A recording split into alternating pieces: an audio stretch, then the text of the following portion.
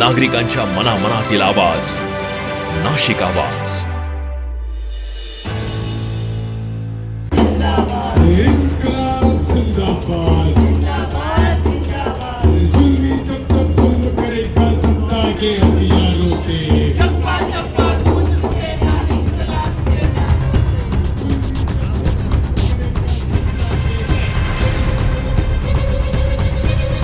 Paper फुटीच्या घटना आणि विद्यार्थ्यांच्या आत्महत्येच्या पार्श्वभूमीवर हा राजीनामा म्हणजे तरुण पिढीच्या संघर्षाचा विजय असल्याचे आंदोलकांचे म्हणणे.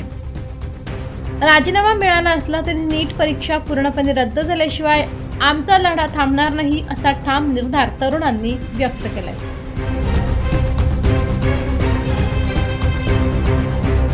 केंद्रीय मंत्री धर्मेंद्र प्रधान यांनी आपल्या पदाचा राजीनामा दिल्यानंतर देशभरातील तरुणांमध्ये आणि विशेषतः नाशिकमध्ये आनंदाचे वातावरण पसरले आहे.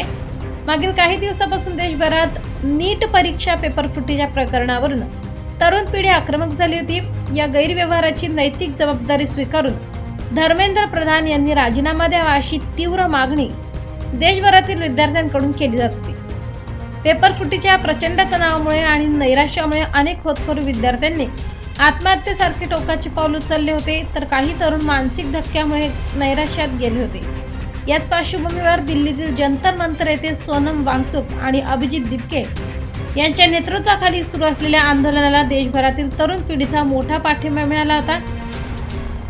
नाशिकमध्येही युवा वर्गाच्या वतीने तीव्र स्वरूपात निषेध आंदोलन केले गेले. रात्री उशिरापर्यंत चाललेल्या या आंदोलनादरम्यान विद्यार्थ्यांनी जोरदार घोषणाबाजी करत सरकारच्या धोरणांचा निषेध नोंदवला. तरुणांच्या या वाढत्या दबावामुळे धर्मेंद्र प्रधान यांना आपल्या पदाचा राजीनामा द्यावा लागला. दरम्यान नाशिकमधील तरुणांनी या राजीनाम्याचे स्वागत करत ढोल ताशांच्या गजरात आनंद उत्सव साजरा केला. मात्र केवळ राजीनाम्याने आमचा लढा थांबणार नाही, तर देशभरातील विद्यार्थ्यांच्या भविष्याशी खेळणाऱ्या नीट परीक्षा पूर्णपणे रद्द झालीच पाहिजे अशी ठाम भूमिका नाशिकच्या तरुणांनी घेतली आहे. जोपर्यंत न्याय मिळत नाही तोपर्यंत हा संघर्ष असाच सुरू राहील असा इशारा यावेळी युवा वर्गाकडून देण्यात आला आहे. विद्यार्थी आणि युवकांचं आंदोलन यशस्वी झालेलं आहे. धर्मेंद्र प्रधान यांचा राजीनामा आम्ही मागच्या अनेक महिन्यांपासून मागत होतो. नीट सहित इतर जे 150 पेक्षा जास्त पेपर फुटी त्यांच्या काळात झाले होते, त्याची जबाबदारी घेऊन त्यांनी राजीनामा द्यावा अशी आमची मागणी होती. त्यांनी राजीनामा दिलेला आहे, परंतु जबाबदारी मात्र त्या राजीनाम्यामध्ये घेतली नसली तरी या राजीनाम्याचं आम्ही स्वागत करतो. आणि इथे संघर्ष संपलेला नाहीये. हा संघर्ष फक्त त्यांच्या राजीनाम्याचा नव्हता, तर नीटची जी परीक्षा आहे ती रद्द व्हायला पाहिजे. NTA जे आहे ते बरखास्त व्हायला पाहिजे. संपूर्णपणे घोटाळा आणि करप्शनचं ते केंद्र झालेलं आहे.